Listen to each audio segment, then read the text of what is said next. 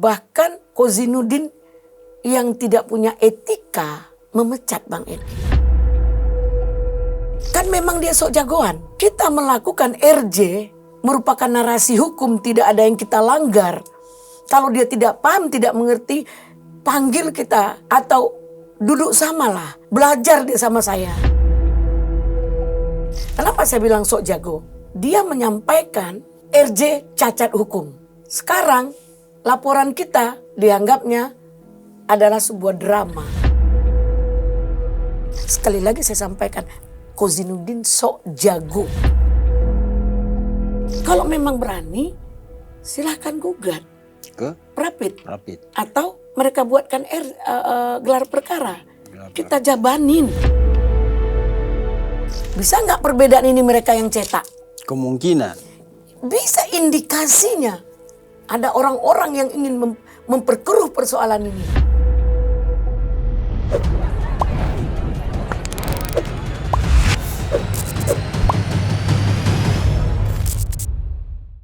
Selamat datang kembali di On The Table. OTT lagi-lagi harus menggantikan Bang Teddy. Bang Teddy masih bertugas keluar kota.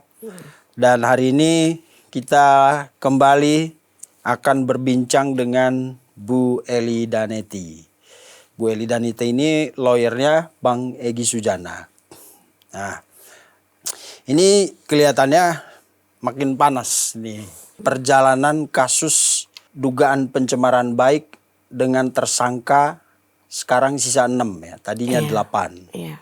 Mereka ini sepertinya terus berjuang katanya, melanjutkan perjuangan mereka menghadapi kezoliman. Menurut Ibu gimana melihat mereka ini gigih sudah ke Komnas HAM, ke DPR, dan sekarang sedang mengajukan judicial review. Melihat perjuangan mereka dulu ini Bu, sebelum nanti kita ngomong tentang lapor-melapor ya. Apa pendapat Ibu? Yang dikatakan Kozinudin atau Rosrio, kita harus bicara seadanya lah ya. Ya. Nah, dalam hal ini ada sebuah hak prioritas yang dilakukan oleh Presiden, DPR tentang undang-undang, tentang KUHAP, bukan KUHAP Solo. Ini bisa-bisa tergiring dengan tentang konstitusi, merendahkan dan melemahkan atau mempermalukan bangsa sendiri. Kok ada KUHAP Solo gitu. Jadi yang telah membeli pejuang menjadi pengkhianat, berarti Pak Jokowi beli Egy Sujana dong. Nah, dia menyampaikan ini kata-kata satir. Satir itu adalah kan sindiran. Apakah dia menyindir bahwa Egy Sujana telah dibeli oleh Pak Jokowi? Yeah. Maksudnya apa? Tolong jelaskan agar jangan masyarakat atau publik analisa dengan hal-hal yang tidak tepat. Yeah. Bisa negatif, bisa positif. Jadi mereka selalu memberikan statement-statement dengan analogi yang dan sangat bisa multitafsir jadi. Menjadi multitafsir dan menjadi konflik gitu. Ya, memicu gesekan baru, konflik baru. Iya. Ya kan, karena walaupun satir kan di situ ada secara tersirat itu ada tuduhan. Ya kan, membeli. Membeli pakai apa? Oke, pakai kekuasaan atau pakai uang atau pakai harta atau pakai materi. Membeli pakai apa? Ya boleh menyindir. Bahasa sindiran itu kan bahasa yang menyatakan sesuatu tapi dengan makna tersirat. Nah, kalau dalam hukum itu kena gak, Bu? Oh, makanya kita mencoba memberikan sebuah edukasi apa yang disampaikannya itu apakah benar-benar dia dapat membuktikan. Terus emang Egy Sujana ini barang yang dapat diperjualbelikan. Jadi di sini pengkajian dia menyampaikan masa teman sejawat dilaporkan. Terus di satu sisi cukup lama kita diam menonton membiarkan dia dengan bangga dengan yang kita sampaikan dengan sok jago, merasa dia itu adalah segalanya, menghina, merendahkan. Kita hanya menonton. Tapi pada puncaknya semua orang kan punya batas kesabaran. Apakah yang disampaikannya di depan Polda Metro Jaya itu merupakan sebuah edukasi dalam pembelaan tentang pendampingan terhadap kliennya? Kan tidak. Memberikan pengarahan bahwa Egy Sujana dengan dua itu memberikan telah tidak memakai KUHP baru dan KUHP lama, pakai KUHP Solo. Seharusnya adinda saya Kozinudin meriwan kembali semua statement-statement dia yang melukai, yang merendahkan dan menghina Egy Sujana sebagai seniornya. Kita sebenarnya bersyukur menjadi bangsa Indonesia yang punya adat ketimuran. Etika dan moral itu sangat diutamakan. Dia dengan dikatakan sok jago itu merasa apa yang dia lakukan itu adalah yang sebenar-benarnya. Yang kita lakukan ini salah semua. Kan mereka bilang, berarti kita langsung masuk ke laporan. Ibu udah tahu kalau ada rencana mereka untuk melaporkan balik Ibu Elida, Bang DHL dan BES, Bang Egy Sujana. Di sini saya harus menyampaikan, saya tidak pernah menyatakan saya orang hebat, jagoan, karena saya tahu di atas langit ada langit. Namun dalam hal ini saya harus berbangga diri bahwa saya sudah mampu menyelesaikan klien saya keluar dari kasus persoalan tersangka. Ibarat seorang dokter ahli, kita harus memberikan sebuah obat atau memberikan layanan tentang penyakitnya. Bagaimana dia sembuh dari penyakitnya itu. Bukan harus kita cari suntik untuk dia dimatikan. Atau cari obat yang menjadi virus yang ada di dalam seorang pasien itu jadi membuat berkembang. maut gitu. Nah, ini juga sebuah analogi atau ilustrasi. Jangan salah makna, jangan digoreng-goreng. Sebagai seorang dokter harus mengeluarkan pasiennya sesembuh mungkin dengan apapun caranya. Dan pasien ini juga tidak orang sembarangan. Bahkan pasien ini lebih ahli dari kita. Kita kan dokter ahli nih, pasiennya lebih ahli dari kita. Tentu dia akan memakan obat atau akan menerima minuman atau apapun yang kita suguhkan. Tentu dia analisanya untuk kepentingan dia. Untuk dia sembuh, keluar dari persoalan penyakitnya. Ini yang harus kita edukasi. Sekali lagi saya menyampaikan di sini bahwa Bang Egy Sujana bukanlah orang yang gampang diatur atau diancam atau diintimidasi. Cuman dia akan melawan dan akan melakukan dengan ilmunya yang kita juga tidak mampu. Itu Bang Egy. Itulah Bang Egy Sujana. Menurut mereka dasar laporan, kenapa mereka melapor balik itu adalah pembelaan diri dan hak untuk membalas kezoliman. Ibu merasa menzolimi mereka nggak? Nah, disinilah yang saya sampaikan tadi Bang Egy, bahwa dia apa yang dilakukannya punya perhitungan yang cukup dalam, tidak merugikan diri, tidak merugikan keluarga, dan tidak akan merugikan teman-teman, tidak merugikan siapapun. Nah, salahnya di mana? Mereka salah penafsiran. Sehingga dia menjadi blunder sendiri. Kenapa dia melaporkan balik? Apakah dia memahami Undang-Undang nomor 31 tahun 2014 nomor 10? Itu tentang seorang saksi pelapor tidak boleh dilaporkan balik. Itu Gimana dia harus memahami itu. biarkan narasi kami berjalan dulu. Kemudian nanti tidak dapat kita buktikan bahwa dia telah mencemarkan Egy Sujana, klien saya, baru dan dilapor Bang balik. Egy. Silahkan lapor.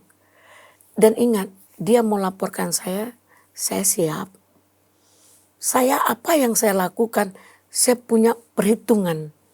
Dan saya sudah secara matematika, saya sudah hitung. Secara dagang, untung ruginya saya sudah hitung. Ini akan dampaknya akan bukan baik-baik, bukan enak gitu. Yeah. Namun apakah kita biarkan dia semena-mena? Enggak juga. Yang menzolimi siapa? Mereka merasa terzolimi. Coba analisa, coba dia berkaca atau introspeksi. Siapa yang menzolimi? Yang terzolimi Bang Egy loh. Kalau dia menyadari adanya mereka di titik ini karena seorang Egy Sujana loh. Egy Sujana yang bawa mereka. Yeah. Itu tidak akan kita pungkiri.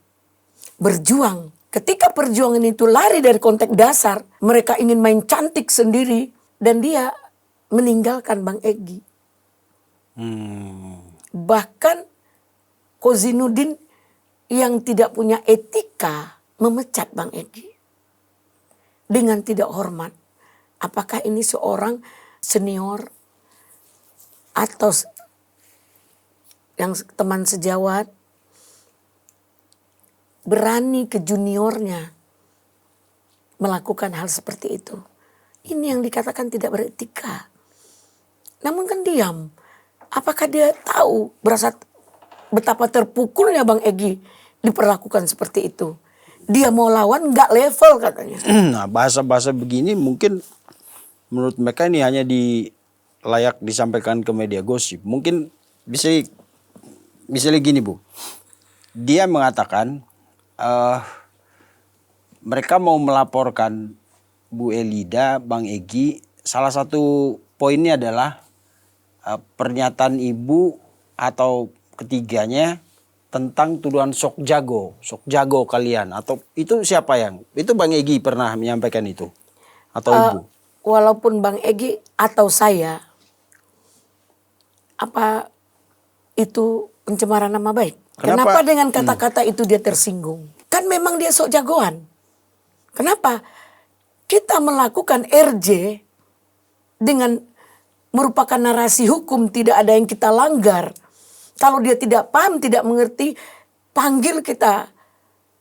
Atau duduk samalah. Belajar dia sama saya tentang apa itu RJ.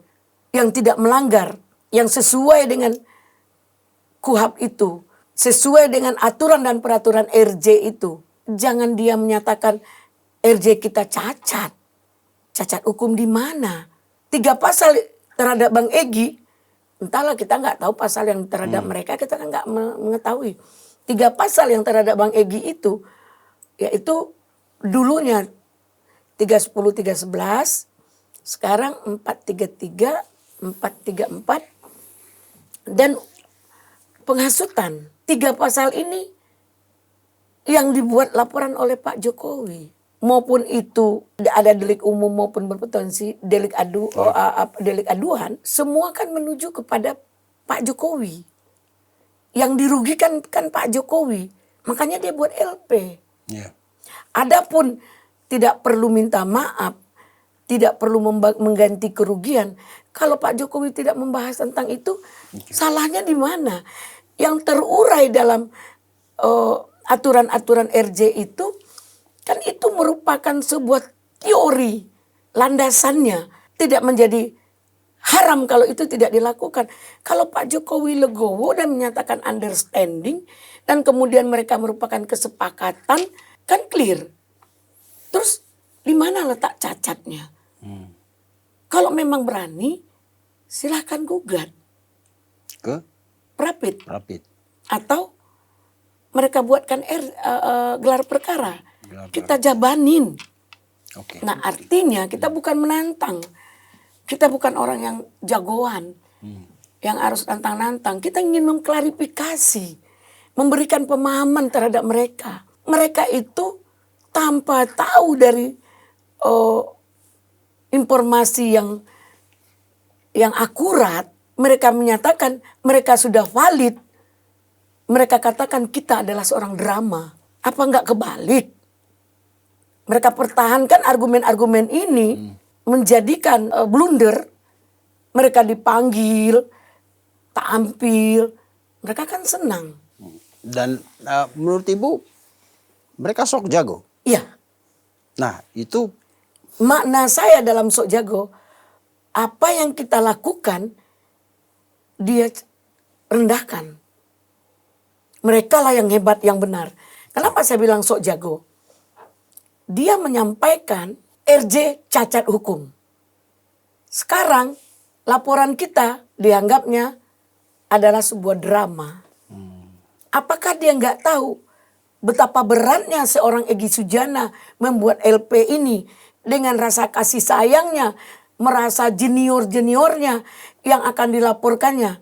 Tapi demi mendidik juniornya perlu diberi pelajaran.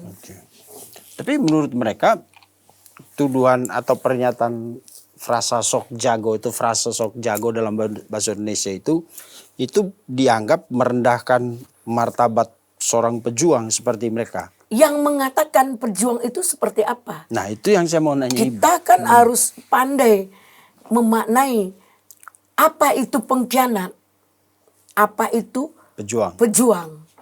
Menurut Ibu mereka ini pejuang? Mereka ini untuk sebuah narasi pengkritikan, Oke. mereka boleh kita sampaikan jempol. Ya, Tapi kalau kritik sudah melampaui batas dengan kebencian, dilandasi kebencian. dilandasi dengan memfitnah, melampaui dari dasar awal tujuan dari yang dikritiknya menjadi sebuah pencemaran nama Fitnah. baik, itu juga nggak elok. Oke. Kan setahu saya kalau pejuang itu dia punya tujuan mulia. Kalau seorang pejuang mengatasnamakan rakyat, itu dia akan berjuang untuk kesejahteraan, kedamaian, kemakmuran, dan kebaikan Ketentraman. rakyat. Nah, kalau ngomongin Ingat, ijazah, ini pejuang. ketentraman harus Ketentraman. diciptakan. Oke. Jangan bikin kegaduhan. Nah, apa kaitannya kalau kan mereka juga sering bawa nama rakyat, kita atas nama rakyat. Apa menurut Ibu korelasinya ijazah dengan tujuan mulia untuk sebuah masyarakat tadi? Misalnya kesejahteraan, kemajuan, kebaikan, ketentraman. Korelasinya apa dengan pejuang ini? Jadi bagi saya tujuan mereka itu saya nggak bisa memaknai dengan terlalu dalam karena saya bahagian dari mereka awalnya. Awalnya, oke, Iya. Ibu sepakat itu, Iya. Ibu jujur, siap. Ya, dan saya tidak mau juga menjudge mereka untuk langkah-langkah yang dilakukan. Siap. Namun kalau mereka sudah abuse, sudah melampaui batas dari tujuan awal, kita juga nggak maulah menggali lubang atau berdiri di pinggir jurang. Oke, apa yang mereka lampaui dari tujuan awal itu? Melampaui batas tujuan awal. Hal yang mana yang mereka lakukan? Dia harus memberikan sebuah edukasi, menyampaikan apa yang menjadi landasan hukum dengan perjuangan mereka. Oke. Ya kan?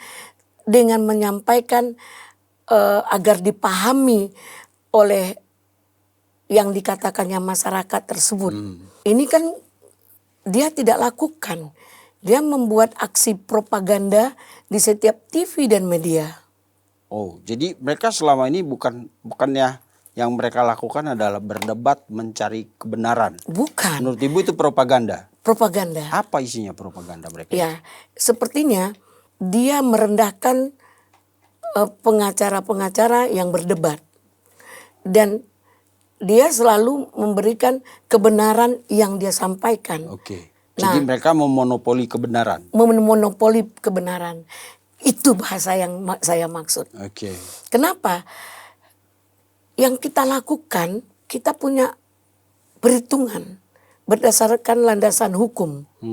Dan yang paling utama, saya berbuat dan bersikap bertindak berdasarkan Pancasila. Kenapa saya mampu melakukan hal ini? Mengedukasi seorang Egy Sujana yang luar biasa. Yang tidak bisa Bengkokkan oleh siapapun. dibengkokkan oleh apapun, yang tidak bisa dipujuk rayu gitu. Karena dia seorang tokoh yang juga mendalami agama, dia mampu mengedukasi semua peristiwa hukum. Kita coba berdasarkan Pancasila itu. Jadi tidak ada yang bisa melakukan persuasi ke Bang Egy itu ya? Tidak bisa. Karena kita bangga dengan adat ketimuran, musyawarah dan mufakat. Itu yang Ibu masuk Itu kemarin. yang saya sampaikan berdasarkan ilmu-ilmu agama. Kalau nggak salah dia selalu memberikan saya surat Al-Maidah 8, surat An-Nisa, surat Al-Baqarah. Selalu diberikannya ke saya. Saya kembalikan ke beliau. Kita balik lagi. Kan Ibu pernah ada di situ. Emang tujuan awalnya apa ini perjuangan? Tunggu sebelum saya lupa. Oke, siap. Saya menyampaikan kepada Bang Egy, abang kenal nggak dengan Pak Jokowi? Dia tidak ada respon. Tapi ketika jumpa dengan Pak Jokowi, ternyata mereka adalah sebuah sahabat dulu kalanya. Iya, pernah bersahabat, berteman. Pernah berkawan. Dan Bang Egy pernah berbuat baik kepada Pak Jokowi. Iya. 2022 dia buka LBH. 2002. 2002. Ya, dia 2006 pernah Pak Egy Sujana membantu ketika dia mau jadi gubernur atau jadi apa? Iya, di pilkada 2012 apa? Nah, Iya. saya tidak mau 2000 berapa ya? Ya, Pak Jokowi ada maju jadi cagup DKI waktu itu bersama Ahok, bersama Pak Ahok. Itu Bang Egy ternyata ada di tim sesnya Pak Jokowi waktu itu. Sebenarnya seharusnya juga Pak Jokowi ini melihat Bang Egy ini sebagai teman, orang yang pernah berbuat baik kepada dia. Dan jika Bang Egy salah, dia pasti maafkan. Apalagi Bang Egy merasa dia tidak bersalah dalam kasus ijazah. Namun, apakah persoalan ini mengabaikan rasa silaturahmi kita, rasa persahabatan kita? Tentu dia akan menciptakan sebuah kedamaian di antara mereka. Inilah merajut kembali silaturahmi. Kalau saya menilai, karena sebenarnya saya tidak pernah diberitahu Bang Egy bahwa Bang Egy ini pernah begini-begini sama Pak Jokowi. Saya nggak pernah. Saya nggak pernah terlalu dalam mengetahui apa privasi Bang Egy. Yang saya tahu dengan Bang Egy ini, saya dari 2015 atau 16 bersama dia, yang bersama Bang Rasman, yang di kantornya, itu saya hanya mencuri ilmunya tentang penegakan hukum, tentang agamanya yang cukup luar biasa. Yang saya pelajari dan saya amalkan. Nah, inilah yang saya kembalikan kepada Bang Egy. Sehingga maupun ada Rejo atau Pak Darmizal menyampaikan datang ke kantornya segala macam. Jauh sebelum itu Bang Egy juga banyak yang mendatangin gitu. Apakah mereka tahu Bang Egy ini sakit, terluka dengan sikap perbuatan mereka yang tidak pernah menganggap sebagai senior? Kita sama senior harus hormat loh. Oke, nah mungkin bahasa-bahasa seperti ini yang menurut mereka adalah terlalu sentimental dan hanya pas layak disampaikan di media gosip saja. Oke. Emang selama ini kita bergosip? Kita nggak pernah bergosip, nggak pernah melakukan aksi propaganda yang dia lakukan sebagai langkah seperti itu. Saya bukan orang hebat, tapi saya nggak bodoh ya, maaf. Saya pelajari awalnya saya, karena saya melihat ada kezoliman terhadap Habib Rizik tentang kebohongan. Dan Ratna Sarumpait tentang kebohongan. Yang berdampak dengan hukum 4 tahun. Oh ya, itu kita udah cerita. Oh ya, itu tujuan awalnya. Akhirnya kami melakukan hal yang sama. Ke Pak Jokowi. Ke Pak Jokowi. Melaporkan 60 itu ya. Yang 66 kebohongan itu. Tapi nggak jalan. Itu bersama dengan DHL, dengan Kurnia. Itu ada Kozinudin juga. Disitulah awal Bang Egy membesarkan kita-kita semua. Nah, ketika pelaporan 60 kebohongan itu kan tidak jalan. Jalan, Kenapa? Jalan, tapi- kenapa tidak malah gaungnya malah tidak segede urusan Makanya ijazah kita tanya, mereka di mana? Oh, waktu itu. Ya, apakah melihat ini kalau mereka memang membersamai kita, kan nggak harus hari ini ketika mereka sedang sakit hati. Hari ini Roy Suryo itu kan sedang melakukan kebencian dan rasa sakit hati kepada Pak Jokowi. Balas dendam gitu. Sepertinya. Diduga seperti Diduga. itu. Dari Kenapa? Waktu kami menggugat dulu tentang SMK, kenapa dia yang Anggar Jago? Saya berani mempertanggungjawabkan bahasa Anggar Jago itu. Sok jago itu. Karena saya ngalamin. Mereka melakukan itu terhadap saya. Makanya dulu, saya wajar waktu loh. masih berseberangan. Iya, makanya saya wajar dong menjawab itu. Bukan saya sok menantang. Oke. Saya ini tidak pintar ngomong seperti mereka yang duduk-duduk begitu. Saya ini orang yang baru belajar jadi orang baik. Saya terbata-bata ngomong ini menjaga lisan saya agar saya tidak menyakiti. Ya. Kalau ini juga menyakiti, saya siap berhadapan dengan mereka. Oke, menurut mereka itu bahasa ibu itu terlalu melampaui kewenangan seorang advokat. Makanya Mungkin kadang ketika ibu menasihati mereka, kan di sini juga kita sering ngomong, nasihatin mereka, menegur mereka, itu dianggap melampaui kewenangan ibu sebagai advokat. saya tidak pernah menasihati mereka. Saya hanya memberikan mengingatkan atau memberitahu bahwa ini begini loh gitu. Jika kalian nggak mau ya silahkan. Oke. Nah kan nggak semua, hanya beberapa persoalan yang dia sampaikan yang sudah melampaui batas itu yang kita laporkan. Nggak semua, kalau semua banyak loh. Dan ibu sering sekali memang mengeluarkan frasa sok Anggar Jago. Anggar Jago. Anggar Jago itu sok jago kan? Sok hebat. Jago. Sok hebat. Ya, kalau kita merasa hebat, kita hormati orang yang berbeda pandangan dari kita. Ya. Ibarat kata, dia orang besar. Siapa yang akan menyampaikan dia orang besar? Kalau dia tidak pernah menghargai orang kecil. Kalau kita ingin jadi orang besar, hargai orang kecil. Kalau dia merasa hebat, jago, hargai juga orang yang tidak jago ini. Dan itu menurut mereka merendahkan tadi itu. Dia lebih perjuangan mereka yang menurut mereka ya ini bukan perjuangan Roy Suryo doang, perjuangan rakyat. Gitu. Nah, sekali lagi saya sampaikan, apa yang dimaksud rakyat?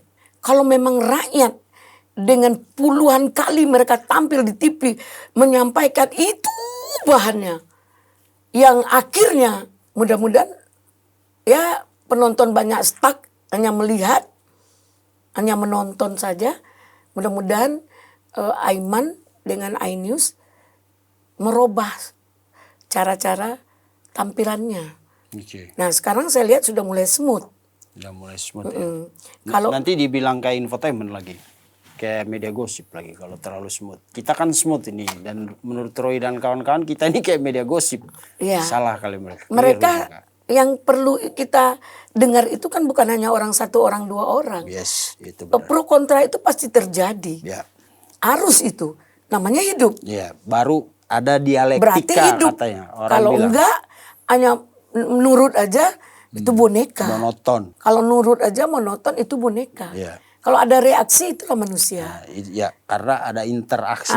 Ada interaksi. Iya. Nah ada aksi pasti ada interaksi. Ada reaksi. Ya. Itu namanya interaksi. Interaksi. Kalau ada pro kontra, ada dialektika di situ. Ada dialektika, ada sebab, ada akibat. Ada akibat. Ada akibat, Iya. ada sebab. Jadi semua yang kita lakukan sebenarnya itu ada dua Iya. sisi kan. Ini kita tidak memberikan sebuah pencerahan. Mungkin boleh saya sampaikan di sini. Saya di Cumi-Cumi ini merasa nyaman ketika saya menguraikan, memberi keterangan apa yang saya lakukan demi lakukan RJ demi Kamnek ya, demi keamanan negara loh. Betul. Kenapa? Sepakat. Kita sebagai bangsa harus melihat sebuah persoalan. Apakah ini akan merugikan kita merugikan keluarga, merugikan negara. Yeah. Karena ketika saya lahir waktu kecil, orang tua saya memberikan sebuah kata-kata yang indah, membrainwash otak saya sampai terngiang-ngiang sampai sekarang. Nak, jadilah kau seorang anak yang berbakti kepada kedua orang tua, kepada negara, keluarga, bangsa dan negara. Betul. Tahapan itu sudah saya lalui. Yeah. Saya berbakti kepada orang tua saya dan alhamdulillah kedua orang tua saya meninggal di tangan saya, di pangkuan saya. Iya. Dan kebenaran sebuah informasi itu bukan tergantung media sih, Bu. Bukan. Kan orang definisi kebenaran itu adalah kesesuaian antara fakta dan yang diucapkan. Iya. Oh, kalau dalam bahasa orang saya itu, Bu, kebenaran itu adequatiore et intellectus. Jadi apa yang dipikirkan harus sesuai dengan kenyataan. Iya. Gitu. Saya mungkin orang kampung. Ya. Bahasa Inggris itu saya paham dikit-dikit. Ya. Karena saya juga selalu di tempat perusahaan suami saya melayani ladies program. Ya. Cuman saya tidak akan menyampaikan seperti itu. Bahasa hukum juga saya bisa. Ya. Kalau nggak mungkin saya sampai seperti ini. Saya menyampaikan bahasa hukum itu dengan hal yang mengenai dengan apa yang dimaksud. Ya. Makanya boleh dikatakan puluhan klien saya yang ditahan bebas, yang di luar nggak mungkin masuk. Iya, artinya buat Itu apa? kan upaya kita. Iya, artinya kan buat apa hebat-hebat beretorika kalau realitanya hasilnya jarang berhasil, ya kan? Outputnya jarang berhasil. Jadi saya selalu ingin menjadi orang di sisa hidup nih bermanfaat. Dengan dasar mulut, hati, dan pikiran saya buat seperti garis lurus. Kalau saya sudah bicara, saya dapat mempertanggungjawabkan bahwa sekali lagi saya sampaikan, Kozinudin sok jago.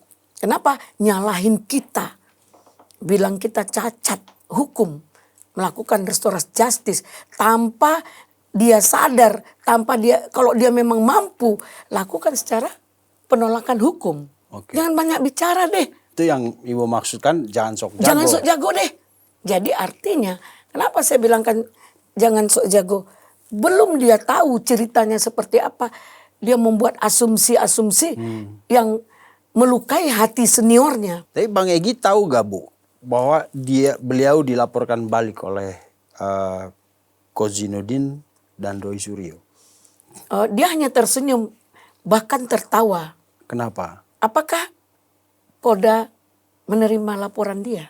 Nanti dibilang pilih Lapor kasih balik. lagi Poldanya. Enggak lah, kan sesuai dasar hukum. Kalau melapor itu boleh, siapa aja bisa. Tapi dasar hukumnya ada nggak? ada nggak gitu. Menurut Ibu mereka nggak punya landasan hukum yang nggak punya ada landasan laporan. hukum.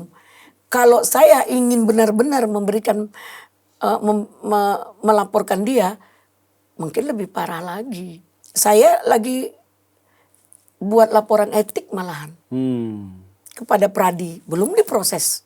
Dan ternyata yang melaporkan juga lebih dari saya. Banyak yang melaporkan. Adalah beberapa orang. Jadi apa kata Bang Egy terkait laporan mereka ini? Bang Egy, monggo. Bang Egy siap menghadapi laporan. Bang Egy aja, saya aja siap, apalagi Bang Egy. Saya ini siapa sih? Iya benar juga ya. Ya kan, apalagi Bang Egy. Kalau dia kan, mereka kan orang hebat. Yang kita omong ini dicarinya kesalahan. Oh, nggak ada kesalahan saya. Oh, ngomong aja terbata-bata. Nah, mulai fisik saya. Saya nggak pernah menghina merendahkan mereka. Kalau saya menghina mereka, seperti mereka orang sampaikan tompel gitu, saya hina, saya caci maki dia. Bisa? Itulah saya yang sebenarnya. Setelah saya pelajari menghina orang itu sama merendahkan Allah. Kenapa? Kita ini kan dari Allah, kita rendahkan dia. Kalau hatinya boleh cacat, otaknya boleh cacat, kita sampaikan nggak apa-apa. Itu kan pendapat kita. Hatinya cacat, Iya. otaknya cacat. Kalau tubuhnya cacat kita rendahkan, itu kita berdosa. Kita melawan Allah. Tapi kalau bilang hatinya cacat, Boleh, karena dia tidak. Kenapa kita menyampaikan hatinya cacat? Dia tidak menerima lagi kebenaran. Dia menyatakan melebihi Tuhan dia. Bahwa yang benar itu adalah langkah-langkah mereka. mengklaim Sampai 1.000 triliun. Sampai 99%. Alangkah pelitnya mereka. naif itu ya. Naif. Tapi klaim itu menurut Ibu secara hukum benar gak? Kan belum berproses. Klaim 99% lah apa itu. Kita tidak akan pernah membantah mereka. Oh, oke. Kita tidak akan pernah merendahkan mereka jika tidak merendahkan kita. Kufur saya kalau saya direndahkan diam. Maaf, Kozinuddin itu adalah seorang anak yang ngerti banget agama. Saya lebih hebat dia agama daripada saya. Kurnia juga adalah anak baik. Yang saat ini menurut saya dia berjuang. Dia gunakanlah ilmunya untuk berjuang. Jangan melampaui batas. Jangan bilang kami ini pendrama. Yang kami sampaikan ini fakta. Dapat dipertanggungjawabkan dunia akhirat. Gitu. Mereka bilang ini intervensi, kriminalisasi, kemudian zolim. Nah itu menurut Ibu gimana itu? Mereka orang hebat. Enggak memaknai apa yang mereka lontarkan bahasa itu. Ini menarik. Memporsikan apa yang mereka maksud. Tidak proporsional lah. Iya. Ya. Tadi saya menyampaikan kepada Adinda Kurnia. Berjuang apa dia? Disinilah kita akan mempertanyakan juga kepada Kurnia. Apa yang kau perjuangkan? Apa yang kamu perjuangkan? Sementara keahlian kamu di bidang hukum. Makanya kenapa saya ingin mengembalikan Kurnia ini kepada girohnya, kepada poksinya. Kau berjuanglah di bidang hukum. Banyak yang harus kau lakukan di bidang hukum ini. Betul. Kau dikasih Allah kehebatan dalam bidang hukum. Contoh ya, kalau kau lepas dari jeratan fitnah dan pencemaran nama baik Pak Jokowi, kau boleh dong jadi pengacara ketika seandainya ada sidang pengadilan tentang ijazah ini. Ijazah ini harus bersidang. Ya pasti. Saya tidak menerima, tidak pernah saya nyampaikan tidak disidang. Saya sangat setuju, apalagi saya sudah melihat ijazah itu ada aslinya. Di antara yang sama seperti fotokopi yang beredar. Oh, ada yang menyampaikan, ijazahnya ada 5. Dia paparkan, ini ijazah berbeda, ini ijazah berbeda. Bisa nggak perbedaan ini mereka yang cetak? Kemungkinan. Bisa indikasinya. Ada orang-orang yang ingin memperkeruh persoalan ini. Lalu ijazah itu dicetak dengan Dicetak, perbedaan. Scan. Di scan. Diubah beberapa elemen. Diubah beberapa. Sekarang kan udah canggih. Ya. Ini ijazahnya, ini ijazahnya, ini ijazahnya. Kata ini. Nah, kita kan bukan ahli. Ya. Kenapa kita berdiri di situ? Kalau Kurnia bebas. Bisa mendapatkan SP3. Yakinlah. Bukan saya pujuk rayu dia. Saya suruh dia berpikir. Lebih banyak menularkan manfaat. Manfaat. Dengan keahliannya. Iya. Dia bisa kalau seandainya terjadi persidangan. Pasti terjadi persidangan. Itu pasti. Insya Allah lah. Persidangan terjadi. Apalagi statement dari Gerakan Nusantara, Rejo khusus Roy Suryo, Pak Jokowi tidak akan memaafkan. Ya, Dan RRT. tidak ada RJ untuk dia. Apakah yang bertiga, apakah Roy Suryo saja. Saya hanya jika lewat di VT saya lihat. Kemudian saya nggak pernah terlalu ikut campur. Sepertinya RRT. Info-infonya begitu. Ketiga-tiganya. Karena kan keputusannya bukan cuma di Pak Jokowi.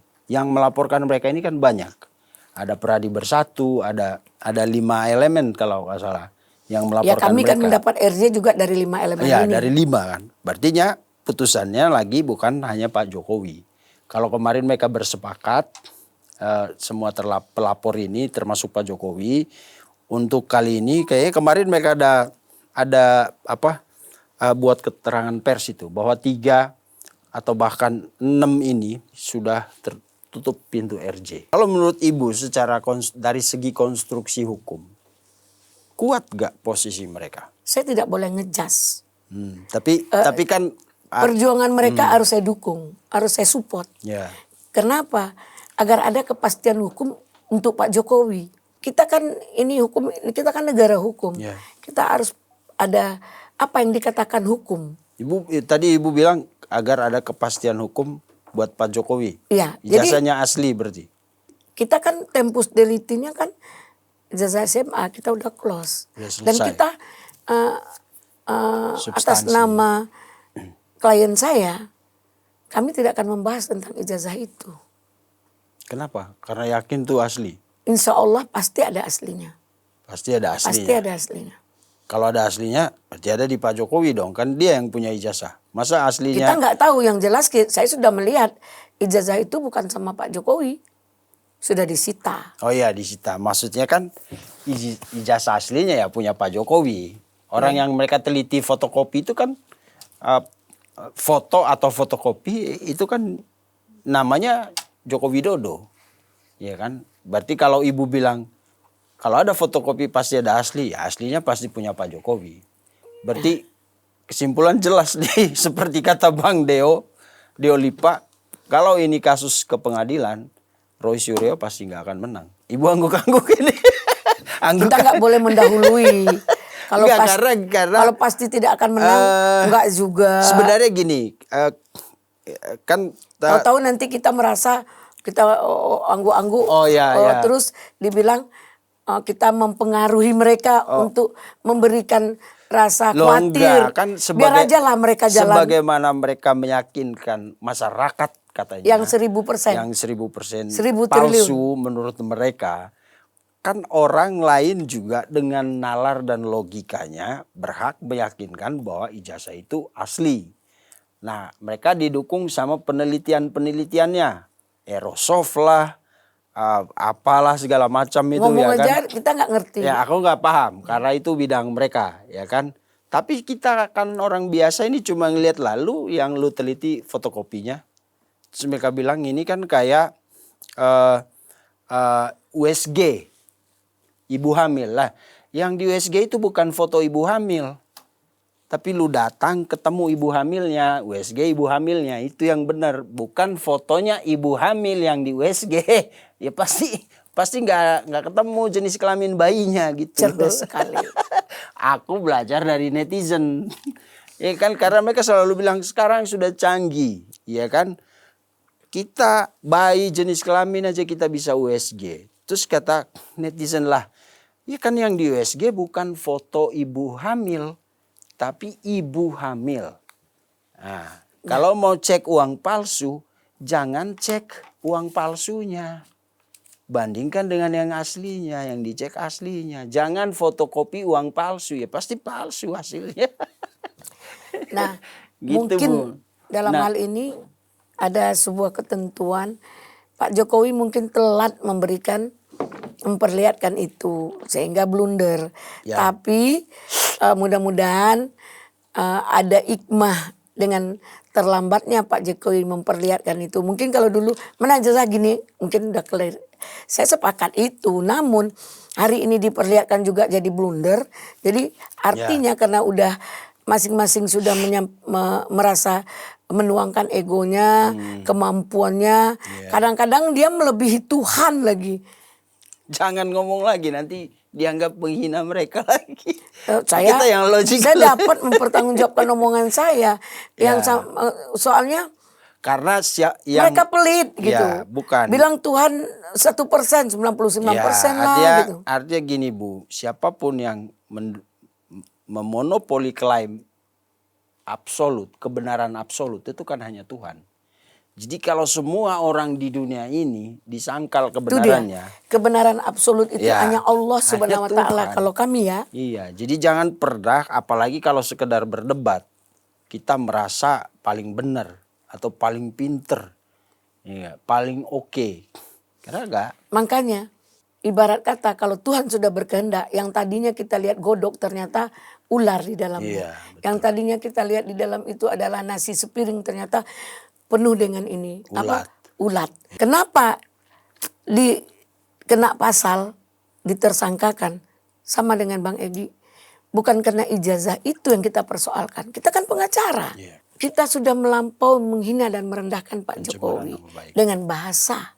Jadi kalau kita merasa hebat, ya coba teliti sendirilah. Iya. Kita akan klarifikasi ini ya. Iya. Jangan seenaknya aja adu domba antara Bang Egy dengan saya. Ini udah banyak terjadi. Pecat Eli Danetti arogansi. Sementara yang dilakukannya melampaui batas. Dia nggak sadar. Makanya saya bilang sok jago.